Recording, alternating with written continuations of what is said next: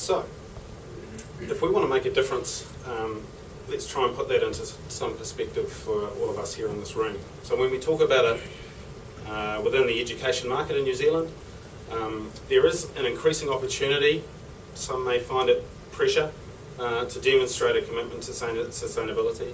Most of the youth, the students, even the parents of those are interested in the topic and becoming more so.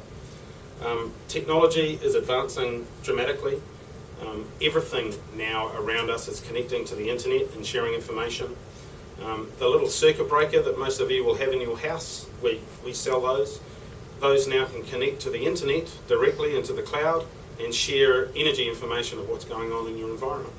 And there's software tools that can interrogate that and show you trending information about what's going on. Energy demand is changing and increasing. The costs are rising and aren't going to go down anytime soon. More and more equipment is going into the schools, which means your energy bills are going to be higher and higher.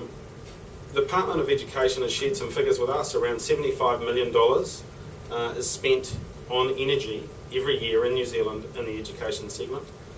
And there's potential for somewhere between 30 and 40% of that being wasted today.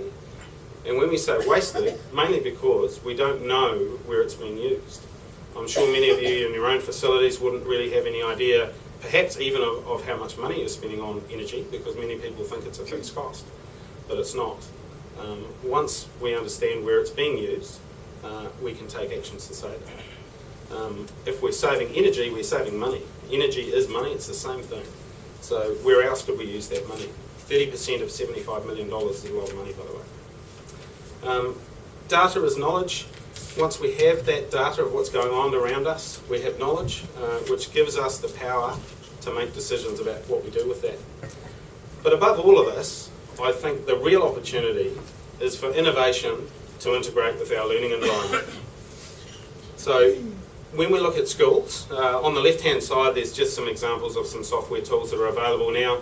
These are just generic, they're on the internet, and they can be explored to show what's going on in your environment.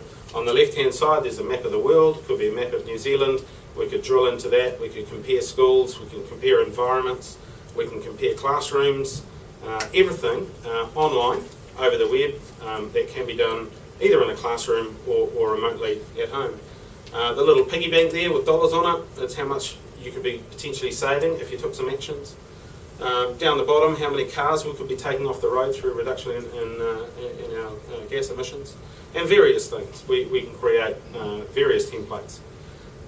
So when we're talking about classroom, inquiry-based learning is what my kids are going through right now. Inquiry-based learning around sustainability, economics, return on investment, IT systems, and science and technology. Everything we're talking about here is a science and technology issue. Leadership, are their students prepared to be engaged and lead this change within school? We're talking about stakeholder engagement. Who is the stakeholder and who could it be? Class-to-class competitions, get kids working and understanding their environment so they can potentially leverage off each other and share. Within the school, it'd be fantastic to understand where you're using your energy and how you could save it, and potentially, if you're saving it, what could you do with that money? You know, the average high school in New Zealand spends over $100,000 a year on energy, some well up into $200,000 a year. If you could save $30,000 or 30% of that, you know, you've potentially got money to spend elsewhere. Environmental impact, do you have a sustainability program? There's a few competitions and things out there running schools today. Could energy and the management of energy be part of that? And even on a regional and national basis, a drive towards more sustainability. We've been working with the Department of Education around some of these messages and what we can do at a national level as well. So there's lots to consider around bringing a wider environment, bringing the kids, the teachers into this scenario as well. So finally, where will you find your energy champion, if at all you're interested in the topic? It can really be anywhere and anyone, as long as that person has a passion and sees a return on investment in sustainability. Parents, teachers, the students themselves. So that's it for me. I just really wanted to give an introduction into who we are and what we do. We've created a vision room here in Christchurch at our facility. Where I think Safari number 5 tomorrow, we're going to demonstrate tools and activities that can be utilised by students in this space. So we'd love to have you there, and thank you for listening.